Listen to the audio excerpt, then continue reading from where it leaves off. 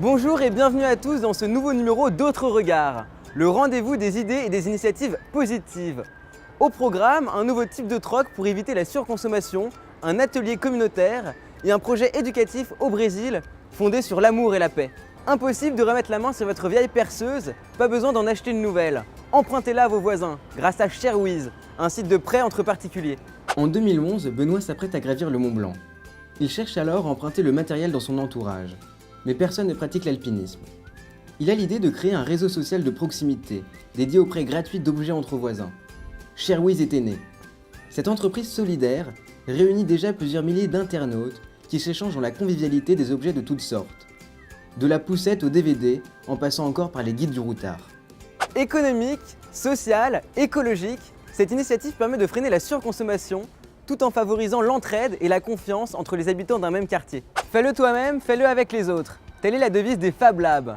Ces laboratoires de fabrication issus d'un mouvement underground lancé au MIT par un professeur de physique. Les Fab Labs sont des ateliers mécanico-numériques de fabrication communautaire, qui proposent de fabriquer à peu près n'importe quoi. L'objectif, donner la possibilité aux internautes d'apprendre à créer leurs propres enceintes audio ou à fabriquer des vélos électriques, en mettant à la disposition de tous des plans et prototypes sur le web. Plus besoin d'être ingénieur ou informaticien pour réparer son ordinateur.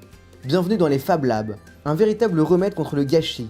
On y apprend à réparer plutôt qu'à acheter, et on y crée du lien social. Dès lors, chômeurs et retraités peuvent partager leurs expériences et la mettre à disposition de ces labos 2.0. Fleur Pellerin, la ministre déléguée à l'économie numérique, a annoncé avec enthousiasme le lancement d'un appel à projet pour la création d'une dizaine de ces ateliers pour relancer l'innovation et l'emploi. Parlons maintenant d'un projet qui est à l'origine une utopie. Une utopie qui aujourd'hui devient réalité grâce à l'initiative de ce maire brésilien, Marco Hernani. En effet, face à la montée de l'insécurité à Altinópolis, ce maire a voulu faire bouger les choses en mettant en place un programme éducatif fondé sur la paix et la non-violence. C'est par l'éducation qu'Altinópolis va réapprendre à vivre dans l'harmonie. Au même titre que la géographie ou les mathématiques, on devrait enseigner aux enfants l'amour et la solidarité. Respectant les recommandations de l'ONU, Marco Hernani a intégré des cours d'éducation à la paix dans les programmes scolaires. Les semeadores, ces semeurs comme on les nomme ici, sont les nouveaux enseignants de cette discipline. Ils travaillent avant tout sur des valeurs d'union, d'harmonie et de fraternité. Tous les matins, les collégiens pratiquent le tai chi. L'après-midi, des enfants de la ville entière se réunissent à Santa Cruz, le coin culminant d'Altinópolis. Là, au lieu de traîner devant la télé ou dans la rue, les adolescents, entièrement pris en charge par la municipalité, pratiquent de nombreuses activités artistiques, telles que la peinture, la samba, la capoeira, la guitare ou la broderie. Cette politique de la non-violence a fait baisser la délinquance de près de 90%.